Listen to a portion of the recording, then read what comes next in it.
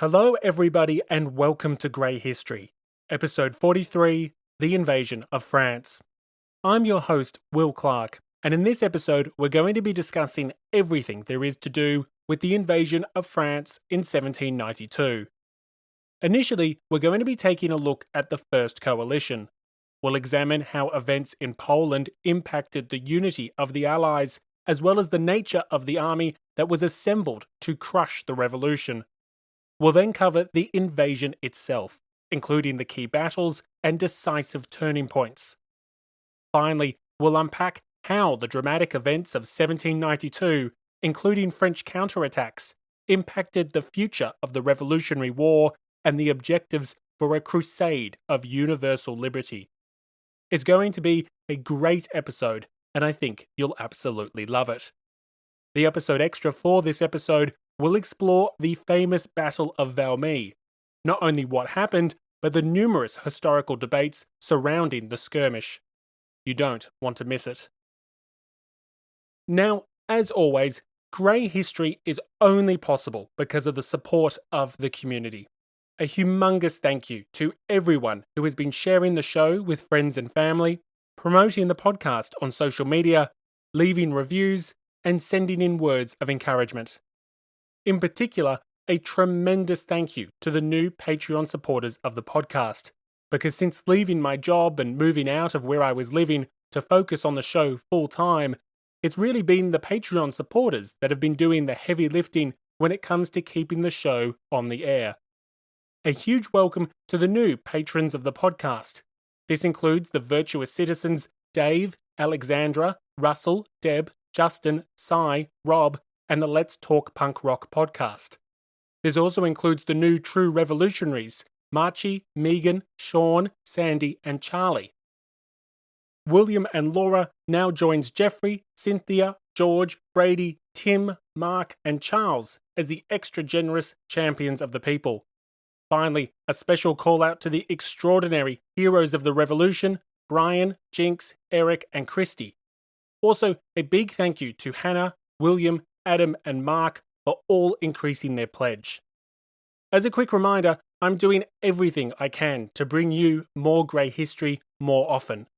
If you find Grey History entertaining, if you find it educational, if you find yourself eagerly awaiting the next episode, then please make that next episode a reality. I'm doing everything I can to bring you more ambiguities and nuances of the past. But with episodes taking almost 50 hours to produce, I can't continue to do so without your support. So please, help be the change you want to see, and help in the retelling of history that isn't black and white. The Grey History community is waiting for you now, along with hours of exclusive bonus episodes, episode extras, behind-the-scenes videos, and more. Don't wait until it's too late to help keep the show on the air.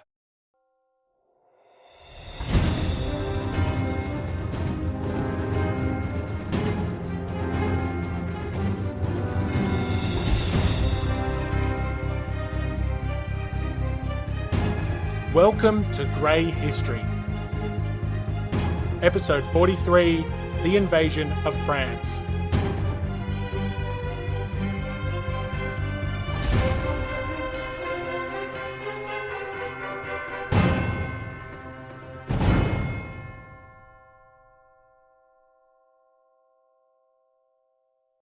I have many guilty pleasures. Too many, perhaps. But one of the more controversial ones is corporate jargon. I simply love hearing what new buzzwords and catchphrases are making the rounds in CEO Weekly. Low-hanging fruit, quick wins 110%, synergy, bandwidth, win-win-win, tactical versus strategic, ideation, circle back, new normal, oh, I just love it.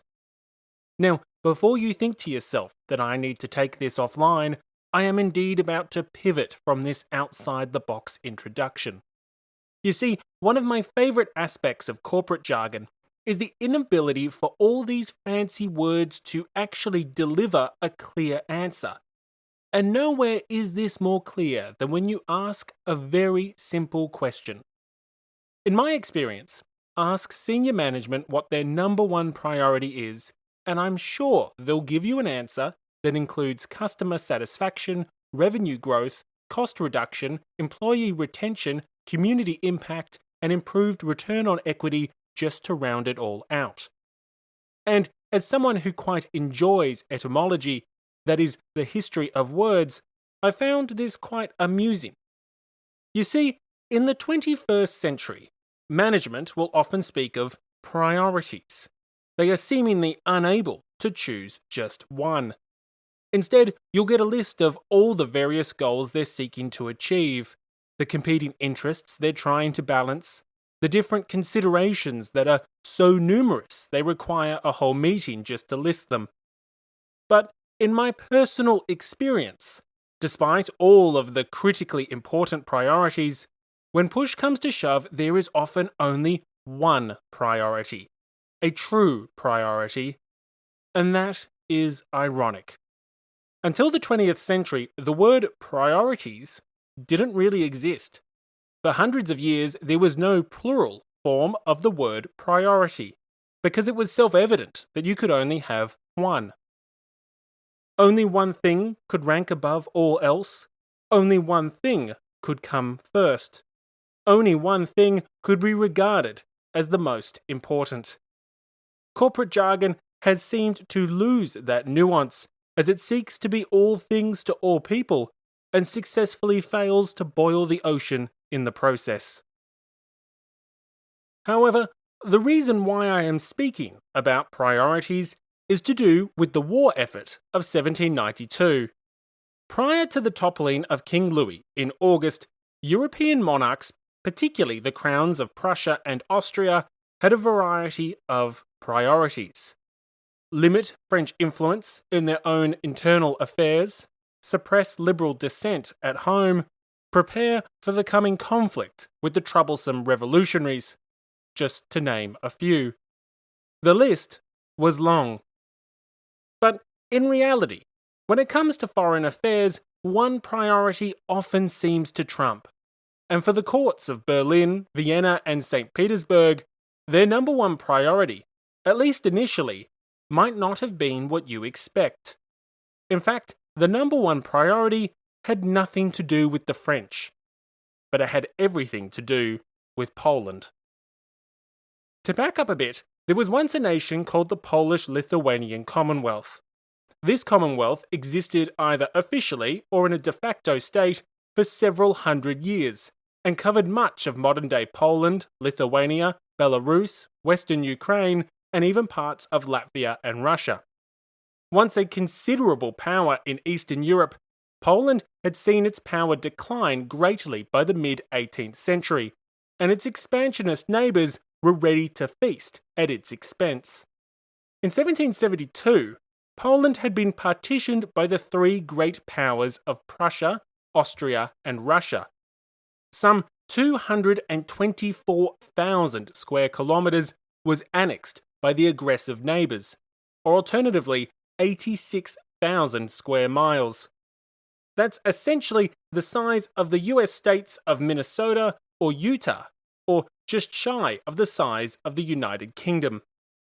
Seemingly overnight, Poland had lost 30% of her territory and 35% of her population. The three benefactors didn't necessarily get equal shares, but they all benefited in their own way. Austria gained some of the richest salt mines in Europe, along with valuable agricultural land. Prussia, although gaining by far the smallest slice, became a far more compact state, joining her various possessions in a continuous manner with some of Poland's most industrialized regions. Finally, Russia gained the greatest share of Poland in terms of area, and although the land wasn't necessarily as prosperous as that given to Austria, the new territory fulfilled St. Petersburg's military objectives and firmly planted Russia on Europe's doorstep. What was left of Poland was a much smaller and much weaker state, although one still of considerable size. However, although the three great powers of Central and Eastern Europe had enlarged themselves at Poland's expense, Prussia, Austria, and Russia made for restless bedfellows. None of them trusted the other. In the case of Austria and Prussia, the two had been historic rivals. In fact, they had been at war multiple times in the last few decades. The War of Austrian Succession, the 7 Years' War, even the relatively minor War of Bavarian Succession. The two powers battled for supremacy over Germanic Europe, and the traditional adversaries were uncomfortable allies. Furthermore, neither Prussia nor Austria had fantastic relations with Russia, the emerging great power to their east. In fact, it was Austria's willingness to go to war with Russia that helped to drive the first partition of Poland in the first place. Russian victories over the Ottoman Empire concerned the Austrians greatly, and the first partition was largely brought about due to a diplomatic crisis which threatened war in Eastern Europe. So these three powers were not best friends forever. They all knew that, and thus they all jealously eyed the actions of the other. Critically, it had been agreed that no one would touch the much reduced state of Poland. And yes, you guessed it, someone touched it. In 1792, the Russian Empress Catherine the Great was presented with a wonderful gift in the form of the Revolutionary War. Far away from France, Catherine could resist becoming directly involved in any conflict, but profit from the distraction of her neighbouring powers, Prussia and Austria. Historian Robert Howard asserts that the outbreak of war did not determine Catherine's decision to invade Poland a second time, as some other historians suggest. But Howard does acknowledge that the outbreak of war in April 1792 between France and Austria greatly facilitated Russia's decision to make another move. In May 1792, while Austria and France were more or less in a stalemate after the disastrous initial attacks by the French, the Russian army crossed the borders of Lithuania and Ukraine. To say that alarm bells were ringing in the courts of Vienna and Berlin would be a gross understatement. Prussia had long desired to further enlarge herself at Poland's expense, and Austria would be damned if it was cut out of the action. Yet, while the Germanic powers had been distracted by preparations for war with the French, the Russian bear had gone and devoured Eastern Europe. As a result, throughout the spring and summer of 1792, when they potentially should have been focusing on the war with France, much attention was given in Berlin and Vienna to the Polish question.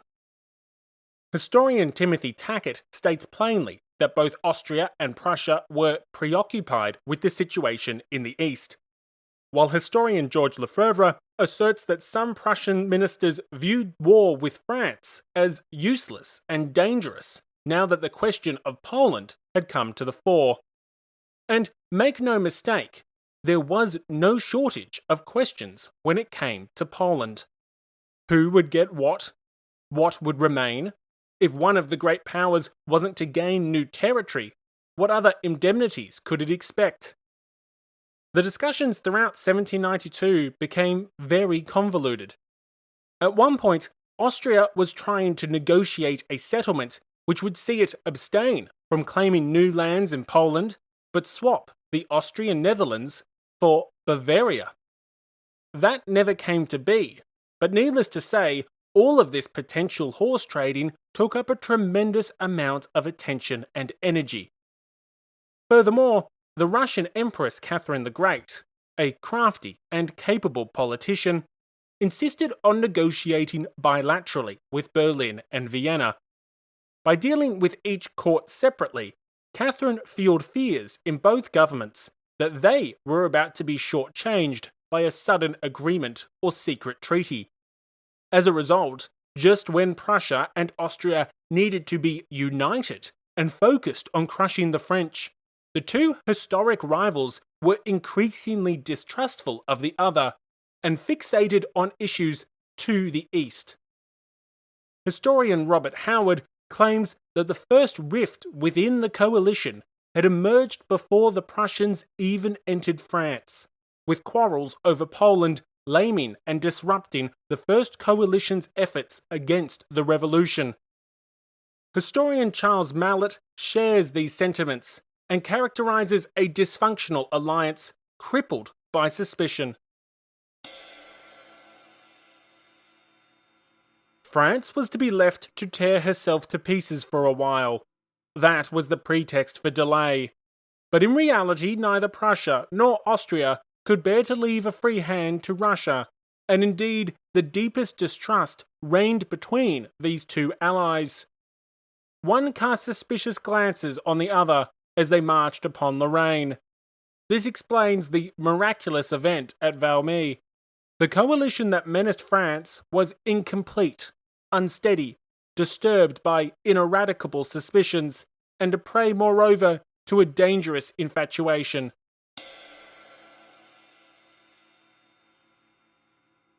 So, in the summer of 1792, the courts of Vienna, Berlin, and St. Petersburg had multiple priorities: defeat the French, reinstall King Louis, put the revolutionary genie back in the bottle.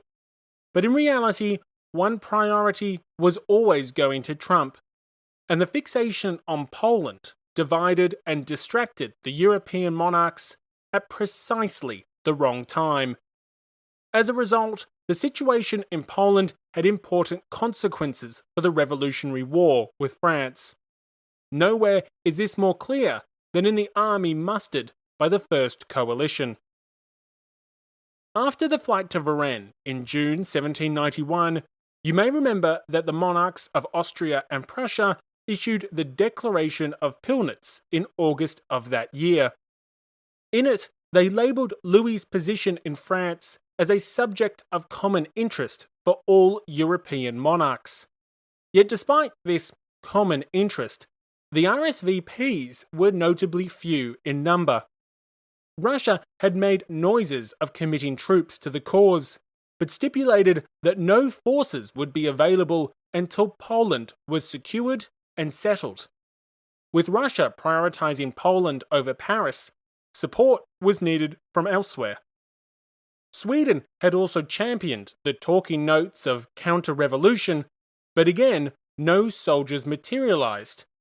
The assassination of Gustav III in March 1792 had seen the elimination of a key ally for the interventionist cause.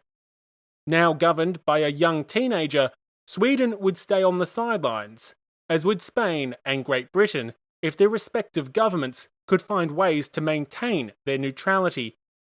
Joining them in the neutral zone were much of the Germanic princes of the Holy Roman Empire, along with the various city-states and duchies of the Italian peninsula. Only Hesse, in modern-day Germany, was willing to commit troops. The King of Sardinia and the Duke of Savoy was merely willing to commit to war if the French attacked first. Clearly, someone needed to inform the king that generally you don't get a choice whether or not to commit to war if you're the one being invaded first. So, with the Russians occupied in Poland, and almost everyone else wanting to stay out of it, the responsibility to crush the French fell on the Prussians and the Austrians. Theoretically, the Prussians possessed the army of Europe. This was the famed army of Frederick the Great, the catalyst that had seen Prussia's glorious and at times unbelievable rise to great power status. It was the Prussians who had transformed military tactics in the 18th century. It was the Prussians that had remodeled the very art of waging war on the continent of Europe. Leading this spectacular force was one of the most respected and acclaimed generals on the continent, the Duke of Brunswick. According to the prevailing thought of the time, the French were about to be engaged by the 18th century equivalent of the Death Star, commanded by Lord Vader himself. As an English diplomat wrote, the French were about to battle with a great and formidable army, commanded by the ablest general in the world.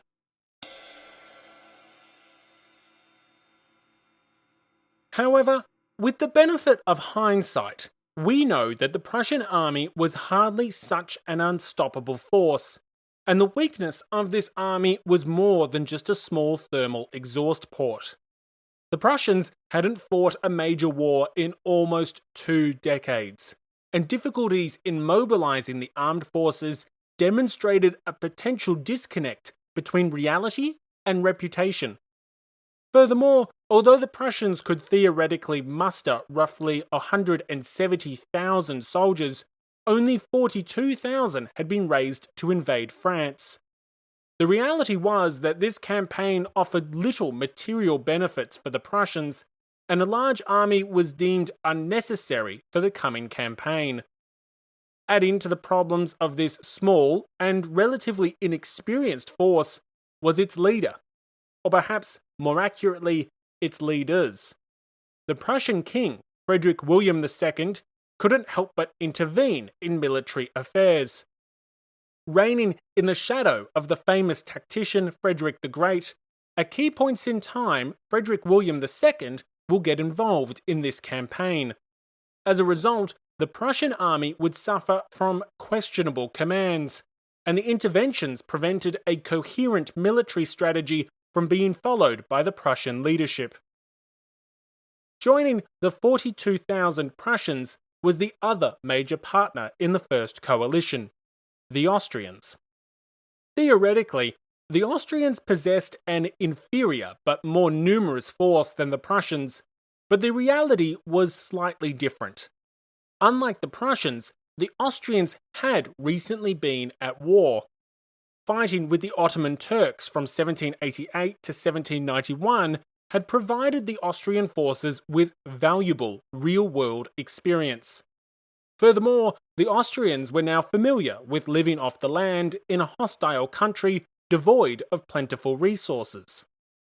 But despite possessing a theoretical force of some 220,000 men, the number of soldiers mobilized for war with France was considerably lower. The Hungarian Diet opposed mobilization, as did other bodies within the empire. This opposition prevented Francis II from mustering all his forces. An additional restraint on the emperor came from the treasury.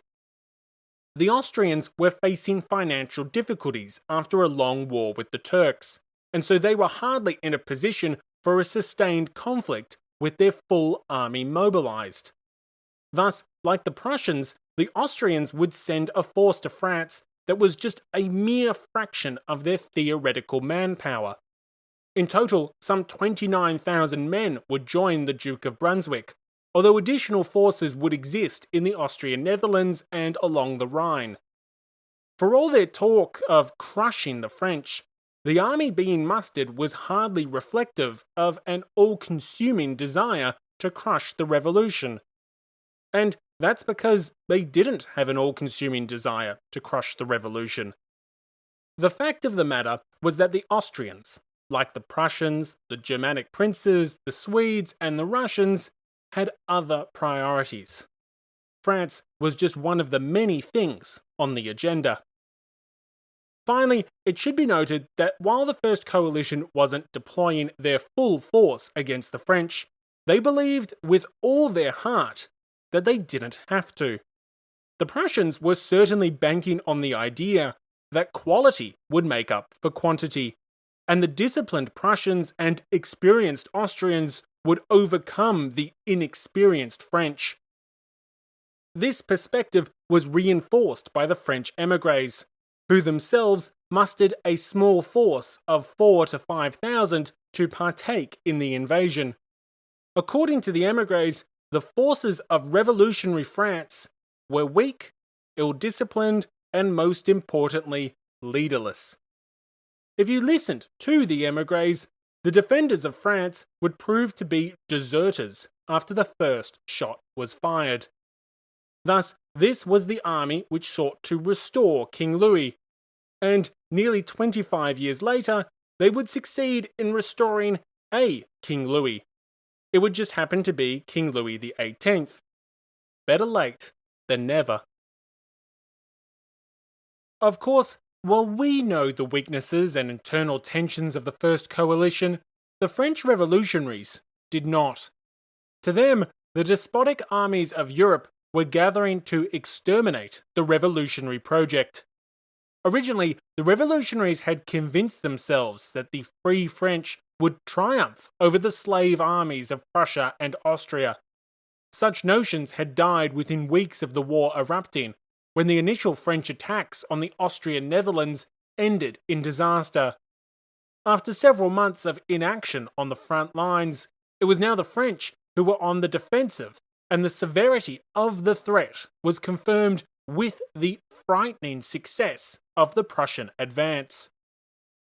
As discussed in previous episodes, the Prussians crossed the frontier on the 19th of August. Days later, the Germanic hordes overcame the fortress of Longwy by the 23rd, triggering alarm in Paris.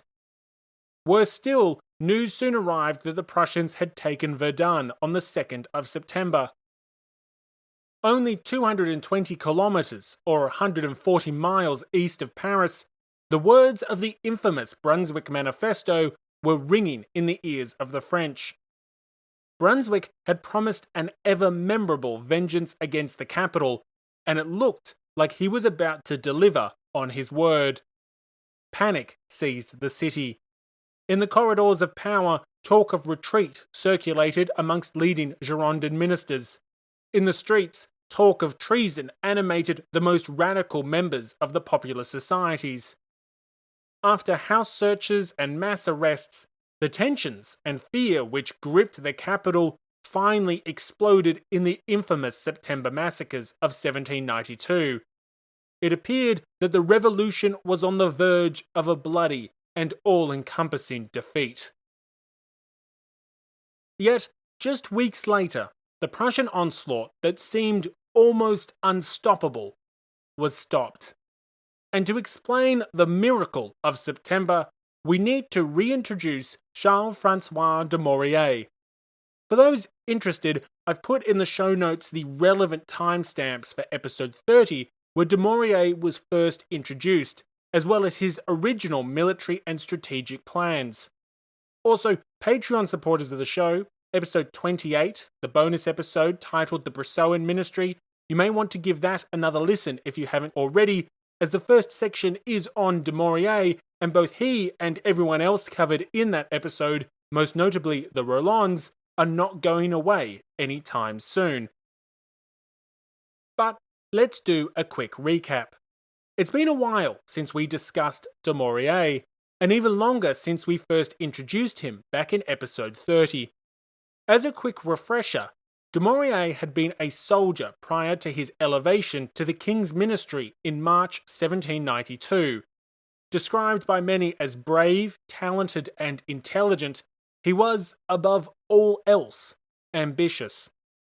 His enemies emphasized the negative connotations of that word, accusing him of being unscrupulous and a soldier for hire. Aged 53 when he became the foreign minister, de Maurier had played a major part in developing France's initial strategy for the Revolutionary War. De Maurier favoured aggressive manoeuvres into Austrian territory, and also hoped to use diplomacy to keep the Prussians out of the conflict, leaving Austria in a far more vulnerable position. More of a Fayetist than a Bressoan, he had nonetheless come to office as part of the Bressoan ministry in March 1792, alongside Roland during his first stint as Interior Minister. If you recall, Roland managed to get himself fired after penning a damning letter to the king in June 1792, and the other Girondin ministers were also shown the door. De Maurier wasn't dismissed by the king, but he nonetheless left office a few days later. After his departure from the ministry, de Maurier had rejoined the armed forces, and upon Lafayette's defection from the French army in August, de Maurier had been promoted, handed a tremendous opportunity to lead the Army of the North. The Prussians dismissed de Maurier as a political general, but it was his political connections which helped install him as the leading French commander in the north. Many had reservations. Leading Montagnards were far from convinced, detesting both Dumouriez's connections with the Girondins as well as his similarities to Lafayette. Dumouriez had resisted Lafayette's attempts to march on Paris after the fall of the monarchy, and this action had gained him some goodwill amongst many Jacobins. Nonetheless, some French soldiers also had their misgivings. It must be noted that prior to 1792, Dumouriez had not really distinguished himself on military campaigns in any great or miraculous way. This was the man who was replacing the hero of two worlds, and despite his long service in the military, he hadn't been the hero of a single town. Well, not yet, anyway. In time, Dumouriez would be a hero, and he would be a villain. By mid-September 1792, the forces of the Duke of Brunswick were on the move. They had taken Longwy and Verdun, and the way to Paris was seemingly open for the Prussians. Interestingly, Brunswick's initial plan was not to take Paris in 1792. His initial goals were far more modest. Brunswick had hoped to reach the Meuse, a major river in northeastern France, which passes through the fortress of Verdun. Upon reaching the Meuse, Brunswick was content with taking any forts the enemy had left behind, and preparing for another assault in the following spring. Thus, Brunswick wanted to march on Paris in 1793, not in 1792, and use his new foothold in France as a springboard to do so. But Brunswick's king, Frederick William II, had other ideas. He wanted to march and conquer Paris in 1792. I mean, the whole campaign was just going so well, so why not? And thus the Prussian leadership were divided over the basic principles of their strategy. The king's desires won out, and this decision had fateful consequences for the Prussian advance. Despite Brunswick's concerns that his forces were too small, and that the campaign season was nearing its end, the Prussians continued their advance towards Paris. On the 20th of September, 1792, one of the most famous battles of the Revolution occurred. Actually, battle is a bit of a stretch. In the same way McDonald's is a restaurant, Valmy is a battle. Technically, the statement is true, but realistically the claim is indeed a bit of a stretch. The Battle of Valmy is perhaps more of a skirmish or a duel between the artillery gunners. On September 20, the forces, technically under the command of Dumouriez and Brunswick, met in battle. Realizing that his army was the only one between Brunswick and Paris, Dumouriez likened the battle to that of the famous Thermopylae. However, Dumouriez had stated that the French would fare far better than the Spartan king Leonidas, a very important detail. Approximately 180 kilometers or 110 miles east of Paris, components of the two armies met at the small commune of Valmy. The Prussians were convinced that a sustained bombardment would easily scatter the undisciplined shopkeepers, tradesmen, and peasants which comprised the French army. Thus, the gunners on both sides erupted in a tremendous cannonade. I don't want to get into a play-by-play of this battle here, but I will give a thoroughly detailed account of the battle in the episode extra for this episode. That account, along with various opinions from historians about just what was the deciding factor of this battle, will be available for all the Patreon supporters of the show. Some historians promote fanatic patriotism, others the leadership of the troops, others denounce both of these things and point to something entirely different. So we'll be diving into the nitty-gritty of Valmy in the episode extra and just what was the secret to success. Needless to say, there is little consensus about what was the decisive factor in this battle, so we'll be discussing a lot of grey military history. Once again, episode extras are one of the many perks for supporting the show on Patreon for as little as $2 a main episode. And I desperately need your help to keep Grey History on the air. The future of the show is in your hands. Now, the most important aspect of Valmy is the ending, and the winner was the French. Despite suffering more casualties, the French held their ground. The Prussians called off their relatively half-hearted advance, and before long, amazingly, the Germanic horde was retreating. The French had done it. Dumouriez had achieved what Leonidas had not. The unstoppable had been stopped. Thermopylae had been won.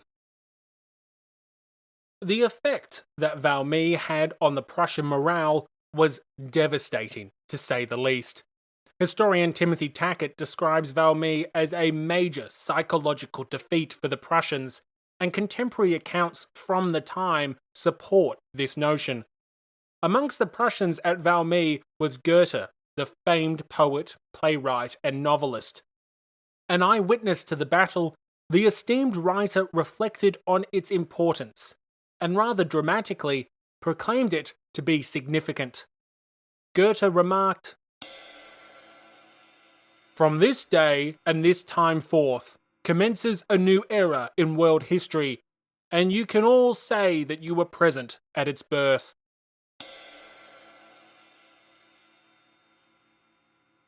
Goethe depicts to us the dire situation in the Prussian camp.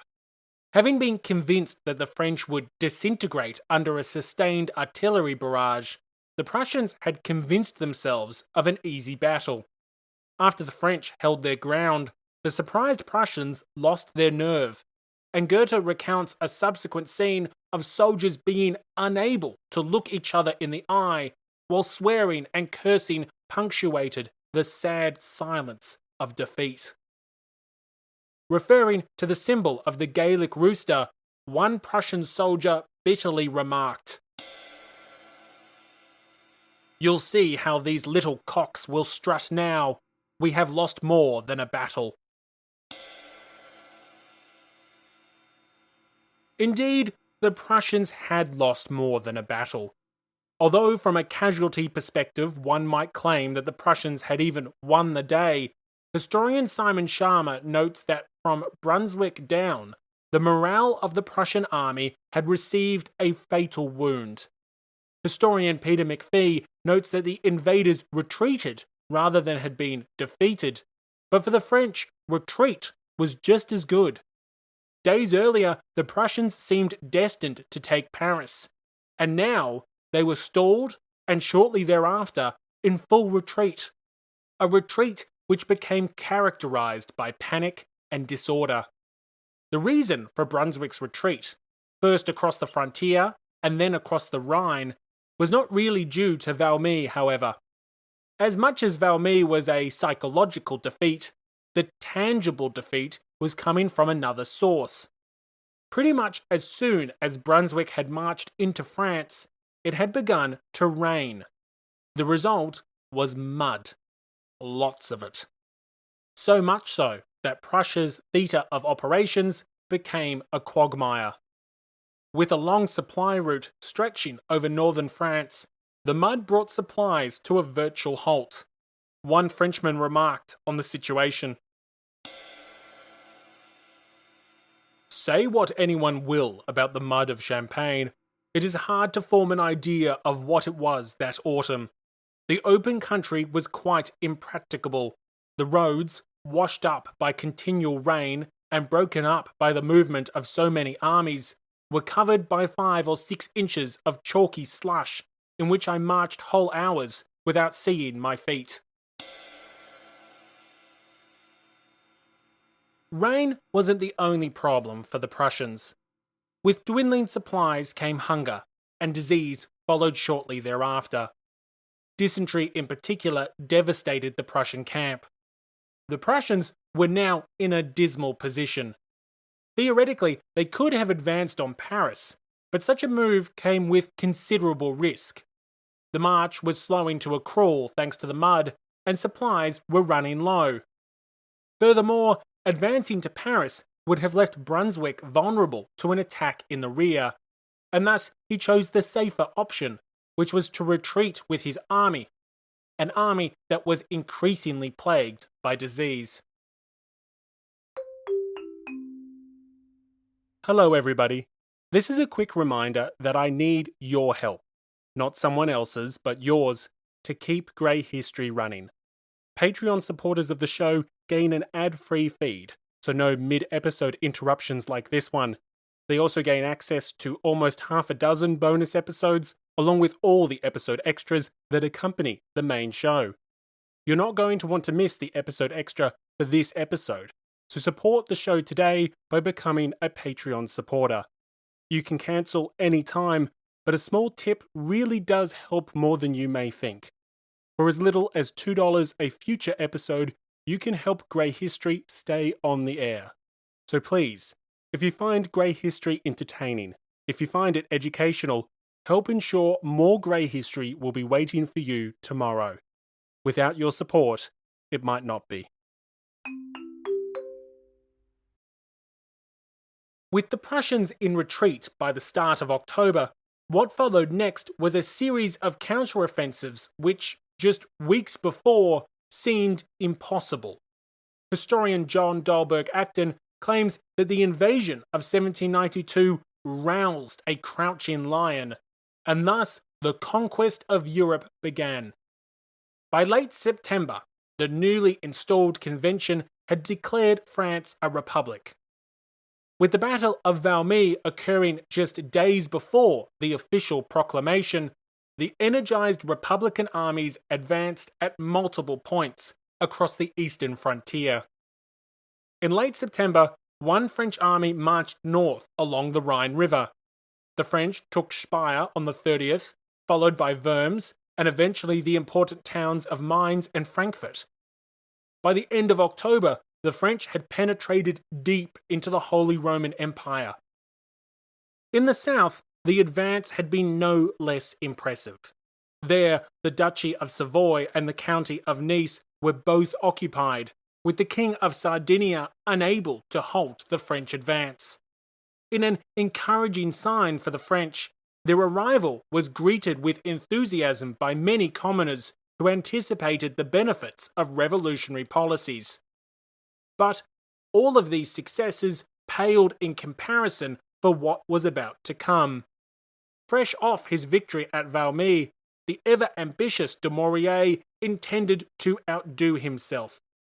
But before we can discuss that, we need to touch on some rather controversial actions. With the Prussians retreating from northern France, Dumouriez was presented with an opportunity to inflict significant pain upon his opponents. Quite controversially, however, the French commander did no such thing. Historian Adolphe Thiers describes the French assault on the retreating Prussians as being conducted in a very dilatory manner, and it's clear that the pursuit of the Prussians was hardly vigorous nor bloody. Now, the reason why Dumouriez doesn't brutally pursue the Prussians is a matter of debate.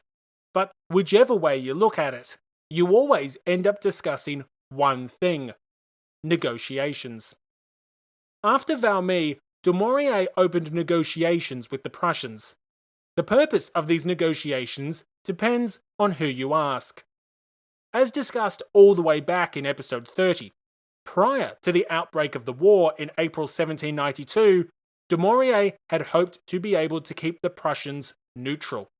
Obviously, he had failed, but after Valmy, it is argued by some that a fresh opportunity presented itself. Historian Simon Sharma describes Dumouriez as pursuing a strategy of level-headed pragmatism as he attempted to secure Prussian neutrality through negotiations. The Prussians were at their most vulnerable, making the timing for such talks ideal.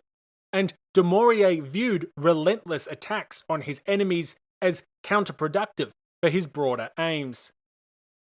Sharing a similar conclusion is the Marxist historian Georges Lefebvre, who couldn't be much further away on the ideological spectrum than the revisionist historian Sharma.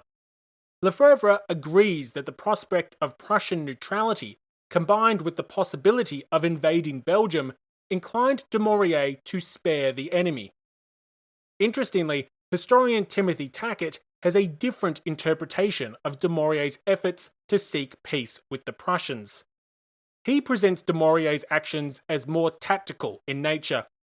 Tackett suggests that Dumouriez was deliberately playing on Prussian hopes that he might be won over to counter-revolution. Dumouriez was, after all, not ideologically too dissimilar to Lafayette, who had attempted to march on Paris following the fall of the monarchy. However, far from waiting for peace, Tackett asserts that Dumouriez was using the time that negotiations brought him to bring in more troops and surround the enemy.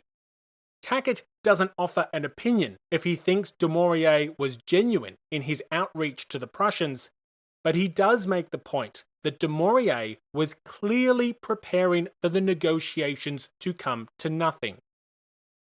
But all of these interpretations paints Dumouriez's actions in a rather positive light, and there are those who vehemently disagree. Historian Lefebvre notes that Dumouriez's decision to spare the enemy of serious harassment was viewed by some as a policy derived from treachery, and indeed there are accusations against Dumouriez of both counter-revolutionary actions and bribery. Anyone who knows what the future has in store for Dumouriez can see why there are doubts as to his motivations. The anarchist historian Peter Kropotkin, for example, claims that Dumouriez had motivations to install one of his own subordinates on the throne of France. The Duke of Chartres was serving in the army under Dumouriez, but most importantly, he was the son of the popular and pro-revolutionary Duke d'Orléans. That meant that the Duke of Chartres had royal blood. In an interesting twist of fate, this man, who some of his troops had nicknamed the General of Equality, eventually does become a king. He's King Louis Philip I, installed in 1830. However, as we're discussing the events of 1792, that's some time away.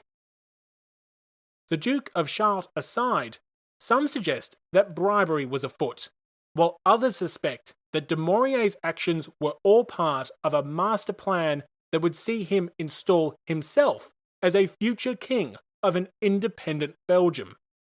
In an environment where leading revolutionaries were accusing the other of treason, accusations such as bribery and counter-revolution were all pretty common. Accusations of desires for the kingship of Belgium were admittedly less frequent, but hell, Robespierre and Brissot were accusing the other of being paid agents for Austria and Prussia, so at this point, anything goes. I mean, we're getting to the point where I don't know if you could call yourself a true revolutionary unless you've been denounced for treason by at least one other person. Interestingly, historian Adolphe Thiers, who is critical of Dumouriez's overly lethargic stance towards the Prussian retreat, vigorously denounces the idea that he was working with the Prussians to betray the revolution. Instead, rather controversially given Dumouriez's future actions, Thiers suggests that Dumouriez should be proclaimed a national hero, given his leadership at Valmy and its significant consequences for the fate of the revolution. Dumouriez, therefore, in spite of all his faults, in spite of his oversight at Grand Prix, of his negligence during the escape of the Prussians, was, nevertheless, the saviour of France, and of a revolution which has, perhaps, advanced Europe many centuries. He, we repeat, saved the nation from foreign domination and a counter-revolution, and furnished the impressive spectacle of a citizen saving his fellow countrymen in spite of themselves. No conquest, however extensive, is so glorious as this, or presents so moral a lesson.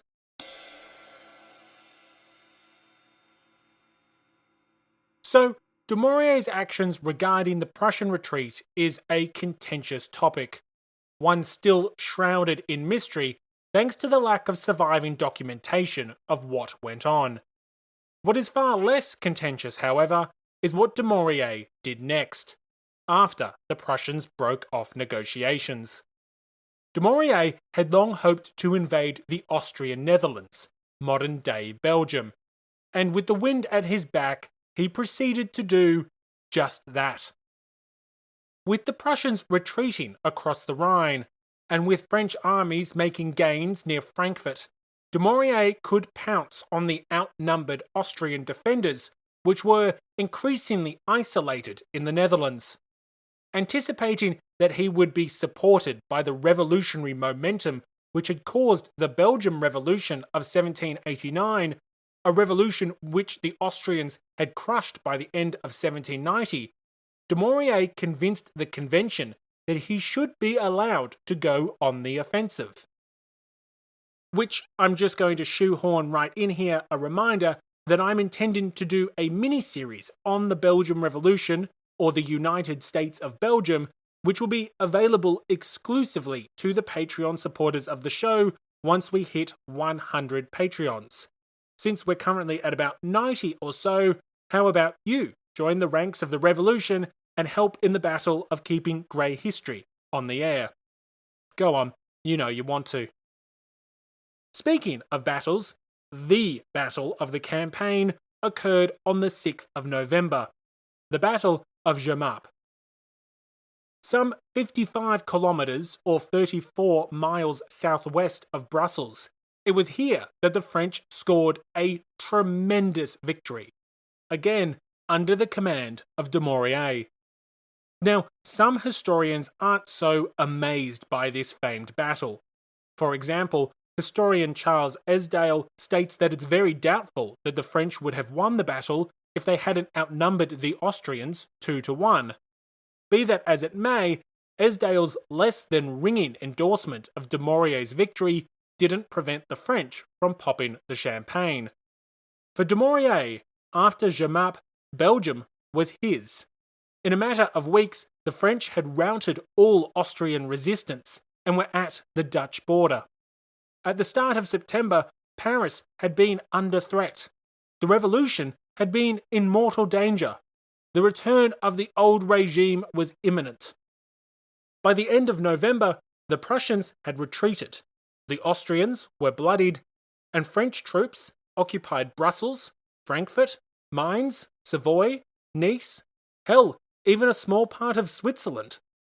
The tables had most certainly turned, and this had significant implications. All of these victories came at a critical time for the new French Republic. I can't emphasize that enough. New French Republic. The new National Convention had first sat on the 20th of September, and it had proclaimed France a republic almost immediately. Thus, the first weeks of the Republic were not only in the bleak aftermath of the September massacres, but also in the wondrous atmosphere of military victory. Needless to say, these multiple and unexpected victories had a tremendous impact on the development of revolutionary politics and priorities. So it's this, the impact of the invasion of France and the subsequent counter-offensives, that I want to focus on for the rest of this episode. The first thing I want to discuss is how all of these victories not only legitimized the new republic, but further weakened the legitimacy of monarchy and Louis XVI. When Louis was on the throne, the French war effort had experienced setback after setback. The initial attempts to invade the Austrian Netherlands had been disastrous, and during the resulting stalemate, Lafayette and members of the French army had even tried to turn their troops on Paris. The Royal Army had achieved, well, nothing. The Republican Army, however, well, that was a very different scorecard. The Battle of Valmy, the French Thermopylae, occurred on the day the new convention sat. In French towns across the nation, news of the glorious battle arrived nearly simultaneously with news of the establishment of the Republic. With the enemy soon in retreat, and the Republican armies advancing as far afield as Frankfurt and Brussels, it appeared as if victory had materialized the moment the Republic had been proclaimed. This had two consequences. Firstly, it further tarred King Louis XVI with accusations of treason. It had long been rumoured that an Austrian committee, headed by the Austrian-born Queen Marie Antoinette, had been sabotaging the French war effort from the Tuileries Palace. Surely these victories, which had occurred after the removal of the monarchy, was proof. At best, the monarchy had been a hindrance, but at worst, it had been treasonous. One contemporary, a Parisian bookseller, reflected that the victories demonstrated what a great people could accomplish once they had abolished a throne. The sentiment was shared in the halls of power. One deputy in the convention remarked, "The end of the monarchy seems to have marked the end of all our difficulties." Of course, as much as the reversal of fortunes reinforced suspicions of treason within the court, they also reinforced that the decision to declare a republic was the correct course of action. With the monarchy came defeat, but with the republic, well, that seemingly came with victory.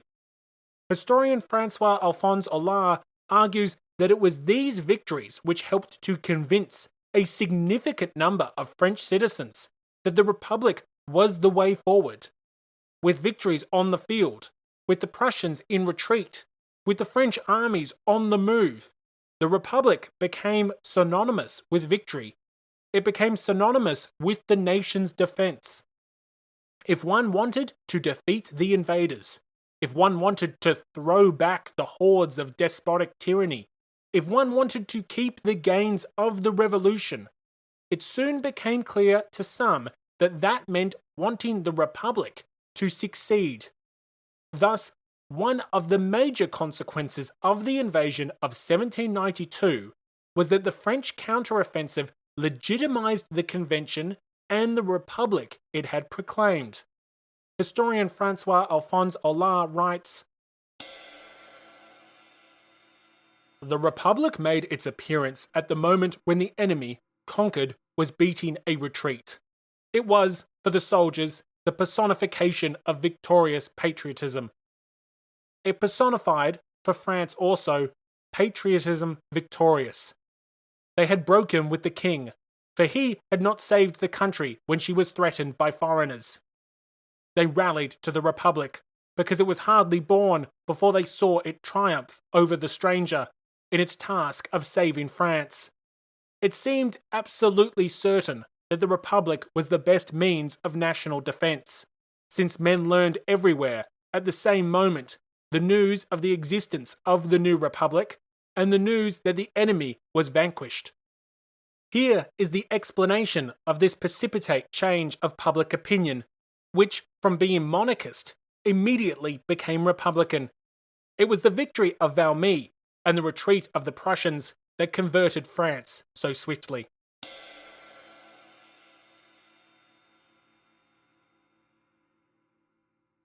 So, the victories over the Prussians and subsequent occupations of neighbouring lands helped to legitimize and consolidate the Republic.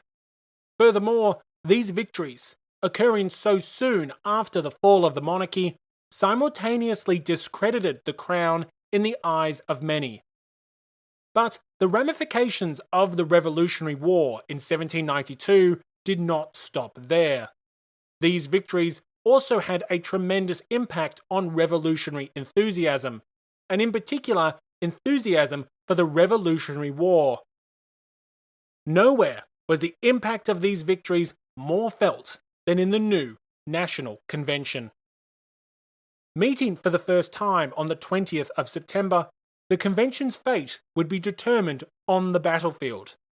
As the deputies gathered in Paris, it was a very real possibility that they would be fleeing the capital just days later. Furthermore, it was a very real possibility that their convention would be crushed by Parisian boots. Understandably then, the victories of the French army brought jubilation to the deputies, but perhaps none more so than those deputies who had championed the war in the first place.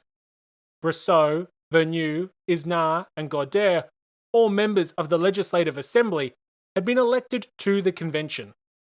Throughout 1792, the prestige of the Girondins had suffered greatly after their predictions of a quick and easy war had failed to materialize. But as the French armies marched across the frontier and into the lands of the enemy, the opposite occurred. Without the treason of the court holding back the power of the French people, the Girondins' claims of an easy war, a short war, a swift war, seemed to be materializing. Was Belgium not theirs? Was Frankfurt not theirs? Was Savoy and Nice not theirs? To say that the Girondins had been vindicated would be an understatement. However, all of this rapid success raised new and important questions for the French war effort, and the revolutionary enthusiasm that all these victories imparted on the deputies shaped their approach. Thus, these victories would shape the course of the revolution dramatically. The first immediate question that needed to be answered was what to do with all these new territories. Although the French had supposedly rejected the imperialism and conquest of the past, it didn't take long until the convention came to adopt policies that looked awfully similar. Brissot, Danton, Dumouriez, and others from across the political factions of France began to champion the notion that the recently conquered territories should be annexed. The justification for this was twofold. Firstly, that France should extend itself to what was dubbed its natural borders. These borders were bound by the Pyrenees Mountains to the southwest and the Alps and the Rhine River to the east. Now, to claim that these were the natural borders of France was a bit of a stretch. For example, on the left bank of the Rhine were many Germans who most certainly did not believe that they naturally belonged to France. But that didn't stop the French from adopting this new sexy slogan. The idea of these natural borders came from the belief that this area represented the traditional lands of the Gauls. That was the rather loose historical justification for the claim, although many historians really consider this to just be all part of national myth-making. Moving on, the second justification that was offered in favour of annexation was that it honoured the will of the local inhabitants, that the people of these recently occupied lands had a right to self-determination, and that they had determined that they wanted to join revolutionary France. Of course, it doesn't take a genius to figure out that the level of enthusiasm for joining France varied greatly from person to person, town to town, region to region, and in some cases the locals were not particularly excited about the prospect of joining France, particularly in some territories in the Rhineland. Nonetheless, it was very convenient that the regions that wished to be annexed lay within France's natural borders, and so could the deputies really say no? I mean, it was just also convenient for everybody. Too convenient, some might say. And yes, I'm saying this with a smile. As a result, the annexations, or reunions as some like to call them, commenced. First was Savoy in late November, becoming provisionally the 84th Department of Mont Blanc. In the first few months of 1793, the county of Nice and the Principality of Sarm were all annexed to the French state, along with, just some minor territories including most of the left bank of the Rhine and all of Belgium. And yes, the British would have something to say about that. But having dealt with the delineation of France's natural borders and the fate of the territories already occupied by French armies, there were some rather large questions that the deputies still had to answer. What was to be done beyond those borders? What should be done with the rest of Europe? What should be done with the war? To answer this, it's worth a short visit back to episode 25, The Road to War, where 3 key reasons were outlined by the Girondins so fiercely as they demanded war with the German princes and subsequently Austria. The first was the menace of the French émigrés. These French aristocrats were hiding out in various territories in the Holy Roman Empire, gathering arms and men to attack the revolution. Well, like the Prussians, those émigrés which had just invaded France were now fleeing back across the frontier as fast as possible. Having seen them in action, these nightmarish monsters of the old regime were hardly the threat they once seemed. Surely that wasn't enough of a reason to maintain the war. The second key reason offered by the Girondins in their calls for war revolved around national honour. After Valmy, and particular after Jemappes, surely the nation's honour was secure. Both the Prussians and the Austrians had been dealt symbolic defeats by the French army. So that just leaves the third key justification for war: a crusade for universal liberty. And here we find an objective which was not only incomplete, but rather conveniently unobtainable. Smells like one of those great corporate jargon objectives to me.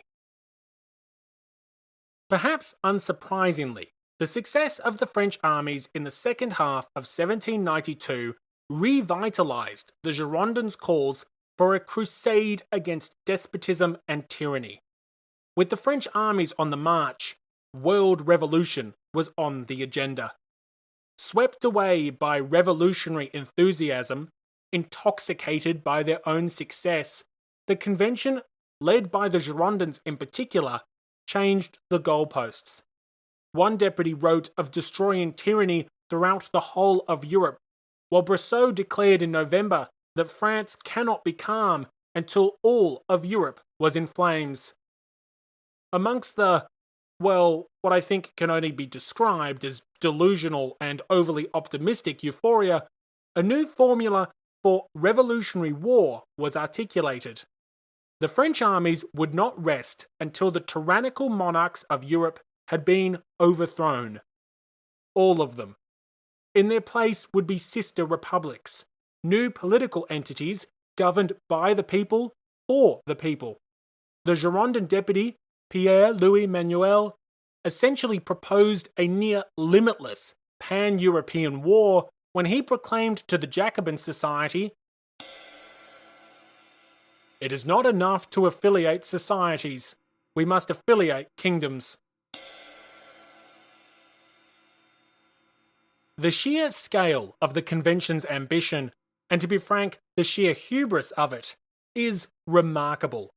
The French were currently at war with the great powers of Austria and Prussia, but the language of the deputies indicated something else entirely. People started talking of liberating Poland, Naples, Spain, Ireland. The list went on and on. The sister republics waiting for French assistance were numerous, to say the least. Some deputies, such as Robespierre and Marat, echoed their warnings of the past.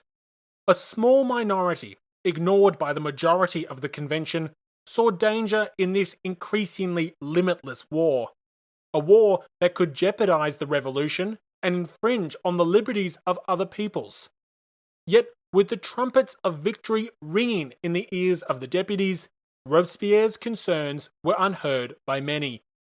Months ago, it was the Girondins who appeared discredited when their easy war was going poorly. Now that success was abundant, was it not clear that Robespierre had been wrong when he proclaimed that no one liked armed missionaries? In fact, it appeared that some people loved them. Fueling these calls for escalating the war effort were not just the French, but radical revolutionaries from across Europe. One particularly noteworthy example comes from the town of Bad Bergzabern in the Western Holy Roman Empire. The people of the city, specifically the General Council, wrote a letter to the convention on November 10, 1792. In it, the citizens of this community, which was located near the French border, proclaimed that it would be impossible to endure tyranny any longer. Likening their current situation to slavery, the local inhabitants requested not only liberation, but annexation. Legislatures, declare to the universe that all peoples who shake off the yoke of despots and desire the protection of the French will be protected and assisted as if French. For a convention already intoxicated by their military success, such a request could not be ignored. The day after the letter was read to the convention, the body declared that it would extend fraternity and assistance to all peoples who sought to regain their liberty. The annexation of Savoy swiftly followed less than 2 weeks later. With such declarations and such annexations, before long it became clear that the revolution intended to make war with all of Europe. The French would liberate the continent, or at least they would try. The message for their neighbours was unmistakable. War on castles, peace for cottages. Critically, on the 15th of December, a new component was added to this increasingly ambitious foreign policy. Raising the stakes even further, the convention voted that occupied territories would be immediately revolutionized. That is to say, that the local authorities would be suppressed, that the local taxes would be suppressed, and most importantly, that the local privileges would be suppressed. The values of the revolution would be immediately implemented once French troops were on the ground. Some questioned what right the French generals had to force foreigners to accept laws they did not want, but the convention was not interested in perpetuating what it saw as the despotism of kings. It was only interested in one thing. By the end of 1792, the convention was intent on waging war. But it would be more than that. Unlike the conflicts of previous centuries, this would be a war against tyranny, a war against despotism, a war against all of Europe. In short, it would be a crusade for universal liberty. Thank you for listening to episode 43, The Invasion of France. In the next episode, we're going to explore the new National Convention, its elections, its factions, and some of the perceptions surrounding the body which might not be quite right. The episode extra for this episode will unpack the famous Battle of Valmy. We're going to examine not only what occurred, but all the various debates surrounding the encounter. There's no shortage of divergent opinions as to why the French were victorious, so it will be full of grey military history.